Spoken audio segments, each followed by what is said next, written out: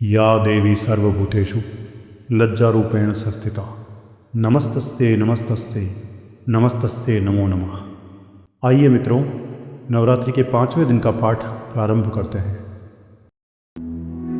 महर्षि मार्कंडेय बोले, हे पितामह, इस संसार में जो अत्यंत गुप्त हो और मनुष्यों की सब प्रकार से रक्षा करने वाला हो और जो अब तक आपने किसी अन्य को न बताया हो, ऐसा श्रेष्ठ उपाय मुझे बताइए।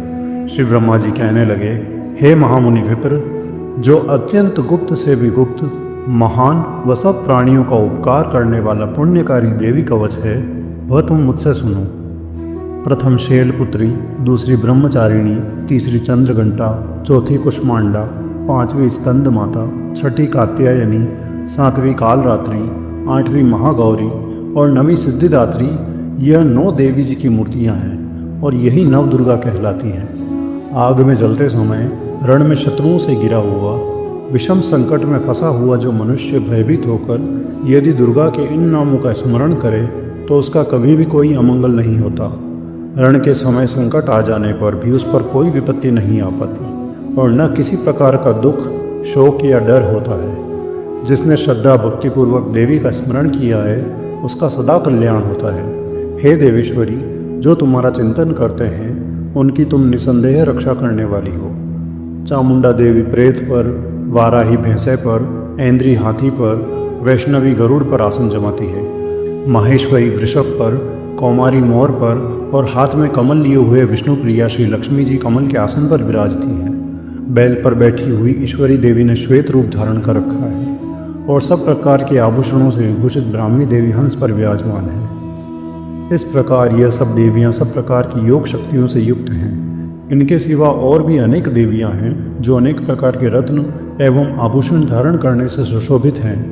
भक्तों की रक्षा के लिए ये सब देवियां रथ में बैठी हुई तथा क्रोध में भरी हुई दिखाई देती हैं और शंख, चक्र, गदा, शक्ति, हल, मूसल, खेटक, तोमर, परशु, पाश, भाला, त्रिशूल एवं उत्तम शारंग, धनुष आदि अस्त्र शस्त्रों को दैत्यों के नाश के लिए और भक्तों की रक्षा करने के लिए तथा देवताओं के कल्याण के लिए धारण किए हुए हैं। हे महारौद्रे, अत्यंत घोर पराक्रम वाली, महान बल और महान उत्साह वाली, महाभय विनाशिनी देवी, तुमको मैं नमस्कार करता हूँ। हे देवी, तुम्हारा दर्शन दुर्लभ है तथा आप शत्रुओं के भय को बढ़ाने वाली हैं। हे जगदम्बिके, मेरी रक्षा करो।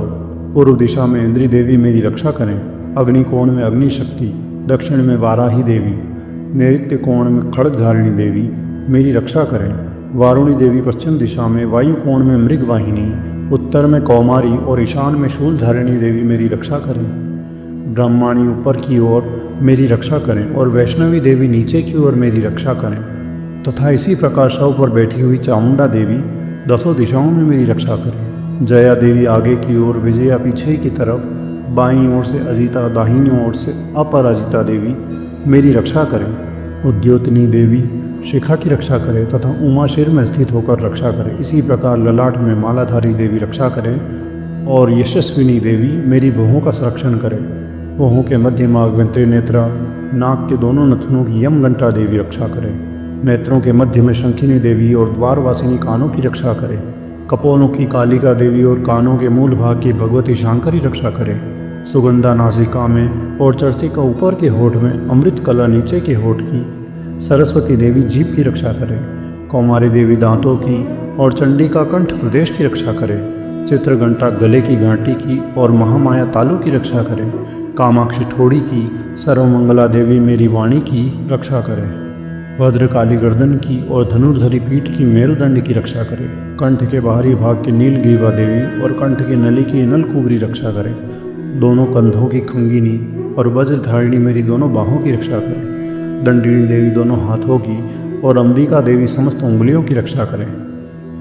शूलेश्वरी देवी संपूर्ण नखों की, कुलेश्वरी देवी कुक्षी की रक्षा करें। महादेवी दोनों स्तनों की, शोक विनाशिनी मेरे मन की रक्षा करें। ललिता देवी हृदय की, शूलधारिणी उदर की रक्षा करें। कामिनी नाभि की, गुह्येश्वरी गुह्य स्थान की, पूतना और कामिका देवी लिंग की तथा महिषवाहिनी गुदा की रक्षा करें। भगवती देवी कटी की तथा विंध्यवासिनी दोनों घुटनों की रक्षा करें। संपूर्ण इच्छाओं को पूर्ण करने वाली महाबला देवी दोनों जंघाओं की रक्षा करें। नारसिंही दोनों टखनों की और तेजसी देवी दोनों पाँवों की पृष्ठभाग की, श्रीधरी पाँवों की अंगुलियों की, स्थलवासिनी तलुओं की, दृष्टा करालनी देवी नखों की, ऊर्ध्वकेशिनी केशों की, रोम बालियों के छिद्रों की कोबेरी और त्वचा की बागेश्वरी देवी रक्षा करे। पार्वती देवी रक्त, मज्जा, वसा, मांस, हड्डी और मेधा की रक्षा करे। काल रात्रि आंतों की रक्षा करे। मुकुटेश्वरी देवी पित्त की, पद्मावती कमल कोश की, चूड़ामणि कफ की रक्षा करे। ज्वालामुखी नसों के जल की रक्षा करे। अभेद्या देवी शरीर के सब जोड़ों की रक्षा करे। ब्रह्माणी मेरे वीर्य की, छत्रेश्वरी छाया की और धर्मधारिणी मेरे अहंकार, मन तथा बुद्धि की रक्षा करे। प्राण, अपान, समान, उदान और व्यान की वज्रहस्ता देवी रक्षा करे। कल्याण शोभना मेरे प्राण की रक्षा करे। रस, रूप, गंध, शब्द और स्पर्श इन विषयों का अनुभव करते समय योगिनी देवी मेरी रक्षा करे। मेरे सत्वगुण, रजोगुण और तमोगुण की रक्षा नारायणी देवी करे। आयु की बाराही देवी और वैष्णवी धर्म की तथा चक्रिणी देवी मेरी यश, कीर्ति, लक्ष्मी, धन और विद्या की रक्षा करे। इंद्राणी मेरे गोत्र की रक्षा करे। और हे चंडिके, आप मेरे समस्त पशुओं की रक्षा करें। श्री महालक्ष्मी देवी मेरे पुत्रों की रक्षा करे और भैरवी मेरी पत्नी की सदैव रक्षा करे। मेरे पथ की कुशल रखने वाली, सुपथा तथा मार्ग की आपत्तियों से बचाने वाली क्षेमकारी देवी रक्षा करे। राजा के दरबार में महालक्ष्मी तथा सर्वत्र व्याप्त रहने वाली विजया देवी चारों ओर से मेरी सभी भयों से रक्षा करे। जो स्थान रक्षा से रहित हो और कवच में रह गया हो, उस स्थान का पापों का नाश करने वाली जयंती देवी रक्षा करे। अपना शुभ चाहने वाले मनुष्य को बिना कवच के एक पग भी कहीं ना जाना चाहिए, क्योंकि सदा कवच रखने वाला मनुष्य जहाँ भी जाता है वहाँ उसे अवश्य धन लाभ होता है तथा सब कामनाओं के साथ विजय प्राप्त करता है। जिस जिस अभिष्ट वस्तु की इच्छा करता है वह उसको इस कवच के प्रभाव से अवश्य मिलती है और वह इसी संसार में महा ऐश्वर्य को प्राप्त होता है।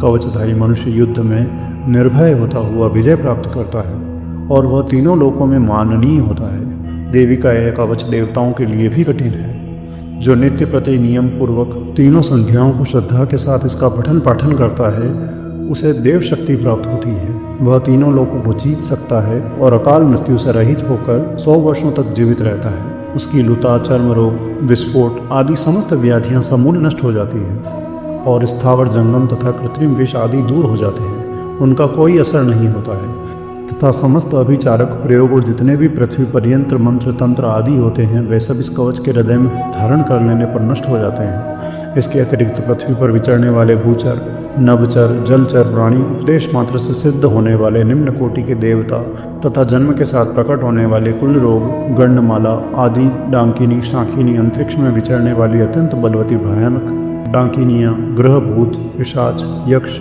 गंधर्व, राक्षस, ब्रह्म राक्षस, बेताल, कुष्मांड और भैरव आदि अनिष्ट कारक देवता भी उस मनुष्य को जिसने कि अपने हृदय में कवच धारण किया हुआ है देखते ही भाग जाते हैं। इस कारण कवच धारण करने से मान और तेज बढ़ता है। जो मनुष्य इस कवच का पाठ करके उसके पश्चात सप्तशती चंडी का पाठ करता है उसका यश जगत में विख्यात होता है। और जब तक वन, पर्वत और कानन आदि इस भूमंडल पर स्थित हैं तब तक यहाँ पुत्र, पौत्र आदि संतान परंपरा बनी रहती है।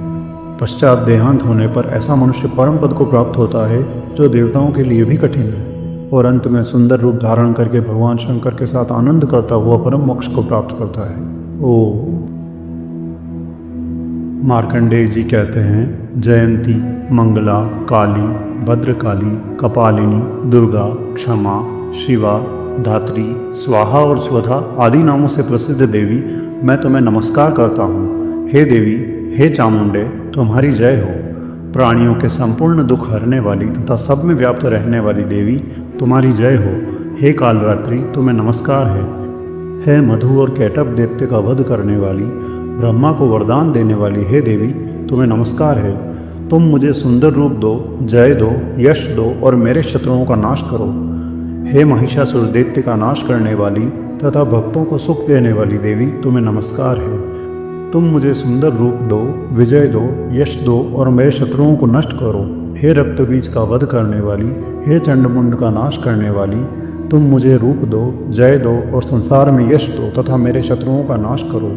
हे शुंभ, निशुंभ और धूमाक्ष राक्षस का मर्दन करने वाली देवी, मुझको रूप दो, विजय दो, यश दो और मेरे शत्रुओं का नाश करो। हे सर्वपूजित युगल चरणों वाली देवी, हे संपूर्ण सौभाग्य प्रदान करने वाली देवी, तुम मुझको स्वरूप दो, जय दो, दिव्य कीर्ति दो तथा मेरे शत्रुओं का नाश करो। हे अचिंतनीय देवी, तुम्हारे रूप और चरित्र अमित हैं। तुम सब शत्रुओं का नाश करने वाली हो। मुझे स्वरूप दो, जय दो, यश दो और मेरे शत्रुओं का नाश करो। पापों को दूर करने वाली हे चंडिके, हे दुख विनाशिनी, इस संसार में जो भक्ति से तुम्हारा पूजन करते हैं उनको तुम रूप तथा विजय और यश दो तथा उनके शत्रुओं का नाश करो।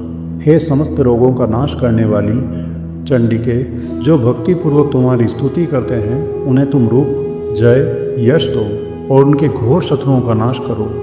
हे चंडिके, इस संसार में जो भक्ति से तुम्हारी निरंतर पूजा करते हैं उनको तुम स्वरूप दो, विजय दो, यश दो तथा उनके शत्रुओं का नाश करो।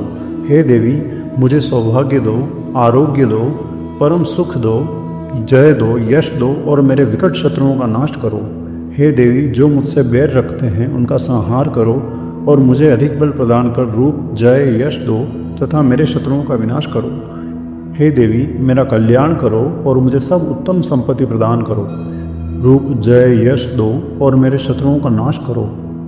हे देवता तथा राक्षसों के मुकुट रत्नों से स्पर्श किए हुए चरणों वाली देवी, हे अंबिके, मुझे रूप दो, विजय तथा यश दो और मेरे शत्रुओं का नाश करो।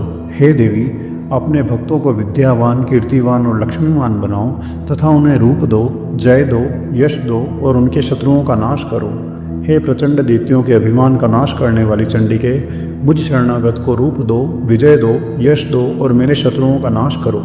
हे चार भुजाओं वाली, हे ब्रह्मा द्वारा प्रशंसित परमेश्वरी, आप मुझे रूप दो, जय दो, यश दो और मेरे सब शत्रुओं को नष्ट करो।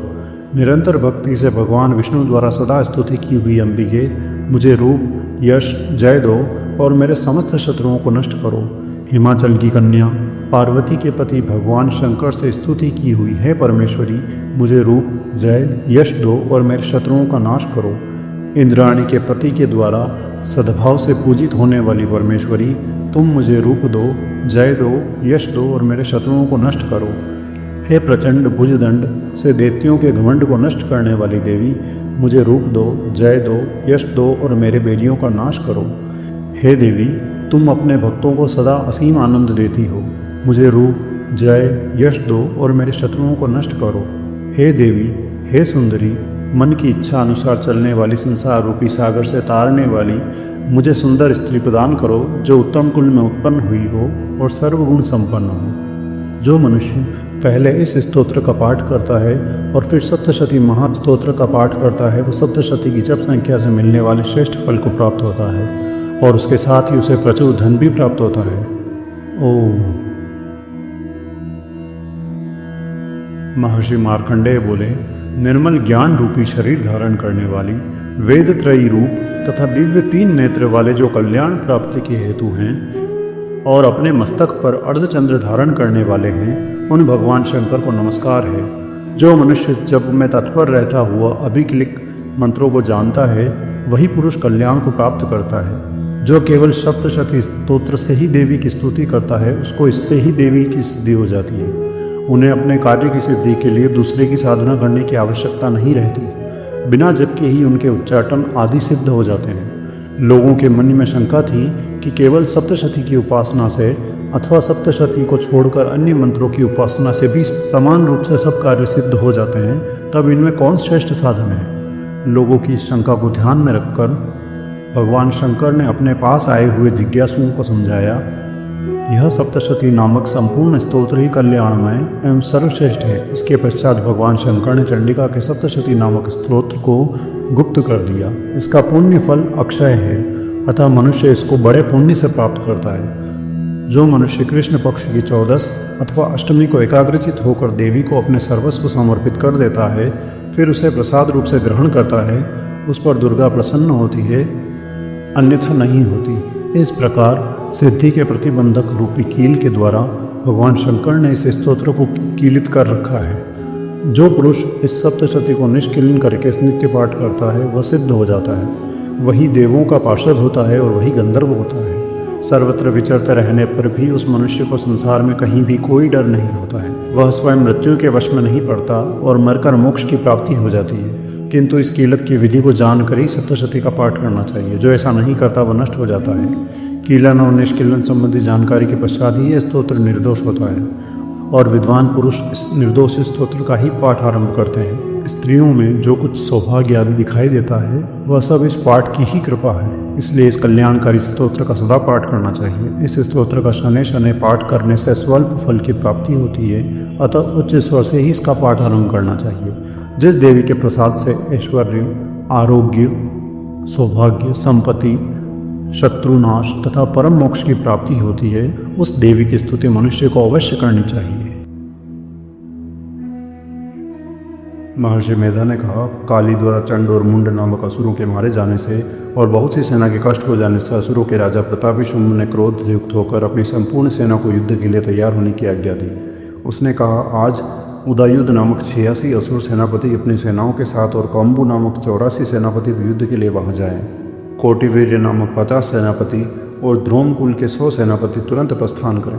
कालक, दौहर्द, मौर्य और काल के व दैत्य भी मेरी आज्ञा से सज कर युद्ध के लिए कूच करें। भयानक शासन करने वाला असुरों का स्वामी शुंभ इस प्रकार आज्ञा देकर बहुत बड़ी सेना के साथ युद्ध के लिए स्वयं भी चला। भयंकर असुर सेना को अपनी ओर आती देख चंडिका देवी ने धनुष की टंकोर से पृथ्वी और आकाश के बीच का भाग गुंजायमान कर दिया। हे राजन, इसके पश्चात देवी के सिंह ने दहाड़ना आरंभ कर दिया और अंबिका के घंटे के शब्दों ने उसको और भी बढ़ा दिया। धनुष के टंकोर, सिंह की दहाड़ और घंटे के शब्दों से सब दिशाएं गूंज उठी और इसके साथ ही काली ने अपने विकट मुख को और भी भयानक बना लिया। ऐसे भयंकर शब्द को सुनकर राक्षस सेना ने देवी, सिंह और काली को चारों ओर से घेर लिया। हे राजन, उस समय दैत्यों के नाश के लिए और देवताओं के हित के लिए ब्रह्मा, शिव, कार्तिकेय, विष्णु तथा इंद्र आदि देवों की शक्तियाँ जो अत्यंत पराक्रम और बल से संपन्न थी, उनके शरीर से निकलकर उसी रूप में चंडिका देवी के पास आ गई। जिस देवता का जैसा रूप था, जैसे आभूषण थे और जैसा वाहन था, वैसा ही रूप, आभूषण और वाहन लेकर देव शक्तियाँ दैत्यों से युद्ध करने के लिए आई। हंस युक्त विमान में बैठकर और रुद्राक्ष की माला तथा कमंडल धारण करके ब्रह्मा जी की शक्ति ब्रह्माणी आई। वृषभ पर सवार होकर, हाथ में त्रिशूल लेकर, महानाग का कंकण पहनकर और चंद्र रेखा से भूषित होकर भगवान शंकर की शक्ति माहेश्वरी आई। मोर पर आरूढ़ होकर, हाथ में शक्ति लिए दैत्यों से युद्ध करने के लिए कार्तिकेय जी की शक्ति उन्हीं का रूप धारण करके आई। भगवान विष्णु की शक्ति गरुड़ पर सवार होकर शंख, चक्र, गदा, सारंग, धनुष तथा खंड हाथ में लिए हुए आई। श्री हरि की शक्ति वाराही तथा शरीर धारण करके आई और नरसिंह के समान शरीर धारण करके उनकी शक्ति नारसिंह भी वहाँ आई। उनकी गर्दन के झटकों से आकाश के तारे टूट पड़ते थे। इसी प्रकार देवराज इंद्र की शक्ति ऐन्द्री भी इंद्र के समान स्वरूप में सहस्त्र नेत्र युक्त हो एवं सहस्त्र नेत्र युक्त होकर ऐरावत पर सवार होकर आई। पश्चात इन देव शक्तियों से घिरे हुए भगवान शंकर ने चंडिका से कहा, मेरी प्रसन्नता के लिए तुम शीघ्र ही इन असुरों का संहार करो। तब देवी के शरीर से अत्यंत भयंकर उग्र रूप वाली और सैकड़ों गीदड़ियों के समान आवाज़ करने वाली चंडिका शक्ति प्रकट हुई। उस अपराजित देवी ने धूमिल जटा वाले भगवान श्री शंकर जी से कहा, हे प्रभु, आप मेरी ओर से दूत बनकर शुंभ और निशुंभ के पास जाइए और उन अत्यंत गरीबे दैत्यों को तथा उनके अतिरिक्त और भी जो दैत्य वहाँ युद्ध के लिए उपस्थित हों, उनसे भी कहिए, हे दैत्यों, जो तुम्हें अपने जीवित रहने की इच्छा हो, त्रिलोकी का राज्य इंद्र को दे दो ताकि देवताओं को यज्ञ भाग मिल जाए तथा तुम पाताल लोक चले जाओ। और यदि बल के गर्व से तुम्हारी लड़ने की इच्छा हो तो फिर मेरे सामने आ जाओ। तुम्हारे मांस से मेरी योगिनियाँ तृप्त होंगी। चूँकि देवी ने भगवान शंकर को दूत के कार्य में नियुक्त किया था, इसलिए वह संसार में शिवदूती नाम से विख्यात हुई। भगवान शंकर के मुख से देवी का यह संदेश पाकर उन दैत्यों के क्रोध का कोई पारावार न रहा और जिस स्थान पर जहाँ कात्यायनी देवी विराजमान थी वहाँ पहुँचे और जाते ही उस पर बाणों, शक्तियों और तलवार आदि शस्त्रों की वर्षा करने लगे। देवी ने उनके फेंके हुए बाणों, शक्तियों, त्रिशूल और फरसों को खेल ही खेल में अपने बाणों से काट डाला और काली देवी उनके साथ आगे खड़ी होकर शत्रुओं को त्रिशूल से विदीर्ण करने तथा खटवांग से कुचलने लगी। ब्रह्माणी जिस ओर जाती उसी ओर अपने कमंडलों का जल छिड़कर दैत्यों के वीर्य व बल को नष्ट कर देती थी। इसी प्रकार माहेश्वरी त्रिशूल से, वैष्णवी चक्र से और अत्यंत कोप वाली कौमारी शक्ति द्वारा असुरों को मार रही थी। इंद्री के वज्र के प्रहार से सैकड़ों दैत्य रक्त बहाते हुए पृथ्वी पर सो गए। बाराही ने कितने ही राक्षसों को अपनी थुतन द्वारा मृत्यु के घाट उतार दिया और दाढ़ों के अग्रभाग से कितने ही राक्षसों की छाती को चीर डाला तथा चक्र की चोट से कितनों को विदीर्ण करके धरती पर डाल दिया। बड़े बड़े राक्षसों को नारसिंह अपने नखों से विदीर्ण करके भक्षण कर रही थी और सिंहनाद से चारों दिशाओं को गुंजायमान करती हुई रणभूमि में विचर रही थी। शिवदूती के प्रचंड अट्टहास से कितने ही दैत्य मूर्छित होकर पृथ्वी पर गिर पड़े, जिनके गिरते ही वह उनको भक्षण कर गई। इस प्रकार क्रोध से भरी हुई मातृगणों के नाना प्रकार के उपयोगों से बड़े बड़े असुरों को मरते हुए देखकर राक्षसी सेना भाग खड़ी हुई। सेना को इस प्रकार भागते हुए देखकर रक्तबीज नामक महापराक्रमी राक्षस क्रोध में भरकर युद्ध के लिए आगे आया। उसके शरीर से जो रक्त की बूंदें पृथ्वी पर जैसे गिरती, वैसे ही उसी के समान बलवान एक दूसरा दैत्य पृथ्वी पर उत्पन्न हो जाता। रक्तबीज गदा हाथ में लेकर ऐन्द्री के साथ युद्ध करने लगा। जब ऐन्द्री ने अपने वज्र से उस पर प्रहार किया तो उसके प्रहार से घायल होने के कारण उसके शरीर से बहुत सारा रक्त गिरने लगा, जिसकी प्रत्येक बूंद से उसी के समान बलवान तथा महापराक्रमी अनेकों दैत्य उसी रूप में प्रकट हो गए। वे सब के सब दैत्य रक्तबीज के समान ही बलवान और तेज वाले थे। वे भी भयंकर अस्त्र शस्त्र लेकर देवियों के साथ घोर युद्ध करने लगे। जब ऐन्द्री के वज्र प्रहार से उसके मस्तक पर चोट लगी और रक्त बहने लगा तो उसमें से हजारों ही पुरुष उत्पन्न हो गए। वैष्णवी ने चक्र से और ऐन्द्री ने गदा से रक्तबीज को चोट पहुंचाई और वैष्णवी के चक्र से घायल होने पर उसके शरीर से जो रक्त बहा उससे हजारों महाअसुर उत्पन्न हुए, जिनसे संपूर्ण जगत व्याप्त हो गया। कौमारी ने शक्ति से, वाराही ने खड़ग से और माहेश्वरी ने त्रिशूल से उसको घायल किया। इस प्रकार क्रोध में भरकर उस महादैत्य ने भी सब माताओं पर पृथक पृथक गदा से प्रहार किया। माताओं ने भी शक्ति और शूल इत्यादि से उसको जो बार बार घायल किया, उससे सैकड़ों महादैत्य उत्पन्न हुए। इस प्रकार उस रक्तबीज के रक्त से उत्पन्न हुए अनेक असुरों से संपूर्ण जगत व्याप्त हो गया, जिससे देवताओं को बड़ा भय हुआ। देवताओं को भयभीत देखकर चंडिका ने काली से कहा, चामुंडे, तुम अपने मुख को बड़ा करो और मेरे शस्त्रघात से उत्पन्न हुए रक्त बिंदुओं तथा रक्त बिंदु से उत्पन्न हुए महासुरों को अपने इस मुख में भक्षण करती हुई रण में विचरती रहो। इस प्रकार रक्तक्षीण होने से दैत्य नष्ट हो जाएगा और तुम्हारे भक्षण करने के कारण अन्य नए दैत्य उत्पन्न नहीं होंगे। काली से इस प्रकार कहकर चंडिका देवी ने रक्तबीज पर अपना त्रिशूल से प्रहार किया और काली देवी ने अपने मुख में उसका रक्त ले लिया। तब उसने अपनी गदा से चंडिका पर प्रहार किया। गदा प्रहार से चंडिका को तनिक भी कष्ट न हुआ। उससे क्षत शरीर से बहुत सा रक्त बहने लगा, लेकिन उसके गिरने के साथ ही काली ने उसको अपने मुख में ले लिया। काली के मुख में उस रक्त से जो असुर उत्पन्न हुए उनको भी उसने भक्षण कर लिया और रक्त को पीती गई। इस प्रकार चामुंडा ने सभी दैत्य खा डाले। तदंतर देवी ने रक्त बीज को, जिसका कि खून काली ने पी लिया था, चंडिका ने शूल, वज्र, बाण, खड़ग तथा पृष्टि आदि से मार डाला। हे राजन, अनेक प्रकार के शस्त्रों से मारा गया खून रहित वह महादैत्य रक्त बीज पृथ्वी पर गिर पड़ा। हे राजन, उसके मरने से देवता अत्यंत प्रसन्न हुए और माताएं उसके रक्तपान के मद से उद्यत होकर नृत्य करने लगी। ओम। इस स्तोत्र के पाठ करने से सब प्रकार की विघ्न बाधाएं नष्ट होकर उद्देश्य की प्राप्ति होती है।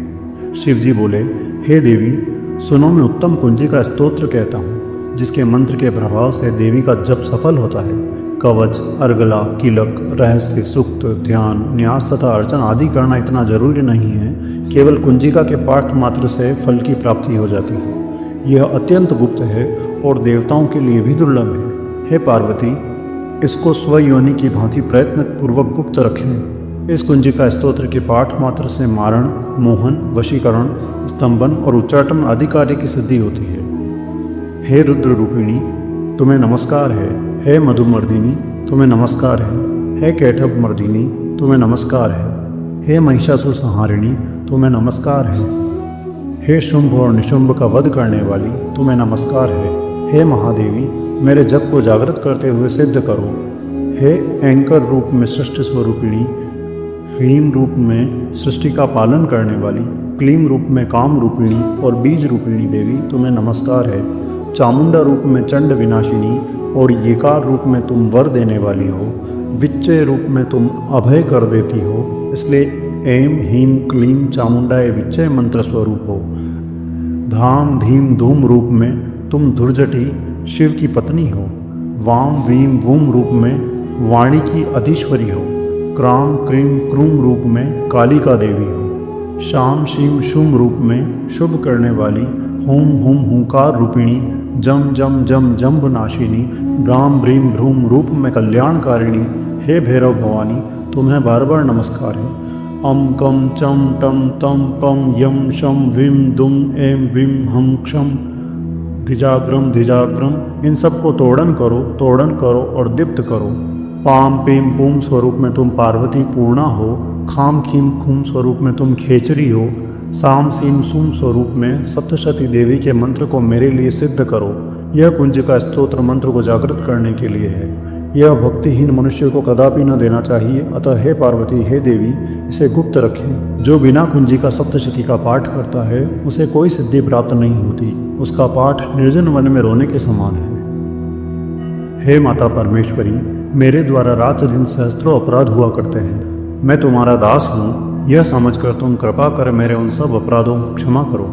मैं न तो आह्वान करना जानता हूँ और न विसर्जन करना ही जानता हूँ, न पूजा करना जानता हूँ, न मुझे स्तुति का ज्ञान है, और न ध्यान करने का, न स्तोत्र पाठ करना जानता हूँ, न तुम्हारी मुद्रा ही जानता हूँ, और न आर्तवाणी से विलाप करना जानता हूँ। हे परमेश्वरी, मुझे क्षमा करो। हे सुरेश्वरी, मैंने मंत्रहीन, क्रियाहीन और भक्तिहीन जो पूजन किया है वह सब आपकी दया से पूर्ण हो। मैं ये जानता हूँ कि जो तुम्हारी शरण में आ जाता है तुम उसके सब क्लेशों, दुखों एवं विपत्तियों को हर लेती हो। हे परम कल्याणमयी माता, मैं पूजा की विधि भी नहीं जानता, क्योंकि मेरे पास धन का भी अभाव है। सैकड़ों अपराध करके भी भक्त आपकी शरण में आकर जगदम्बिया कहने मात्र से जिस श्रेष्ठ गति को प्राप्त कर लेते हैं उसे ब्रह्मादि देवगण भी पाने में असमर्थ होते हैं। हे जगदम्बिके, मैं अपराधी हूँ किंतु तुम्हारी शरण में आया हूँ। इस समय मैं दया का पात्र हूँ। अज्ञानवश, बुद्धि भ्रम, आलस्यवश या किसी प्रमादवश होने के कारण भूल से जो कुछ भी मुझसे त्रुटि रह गई हो, हे देवी परमेश्वरी, उन सबको क्षमा करो और मुझ पर प्रसन्न हो। हे जगन माता कामेश्वरी, सच्चिदानंद स्वरूपिणी परमेश्वरी, तुम प्रेम पूर्वक मेरी यह तुच्छ पूजा स्वीकार करो और मुझ पर प्रसन्न हो। तुम गुप्त से भी गुप्त चीज़ों की रक्षा करने वाली हो, अतः मेरे किए हुए इस जप आदि को ग्रहण करो। हे देवी महेश्वरी, तुम्हारे कृपा से ही मुझे सिद्धि प्राप्त हो सकती है। पुत्र अपराध पर अपराध करता है परंतु माता उस पर ध्यान नहीं देती बल्कि प्रसन्न ही होती है। यह विचार कर हे माता, मेरी शठता पर ध्यान न देकर मुझ शरणागत पर दया की वृष्टि कर, कृतार्थ कर।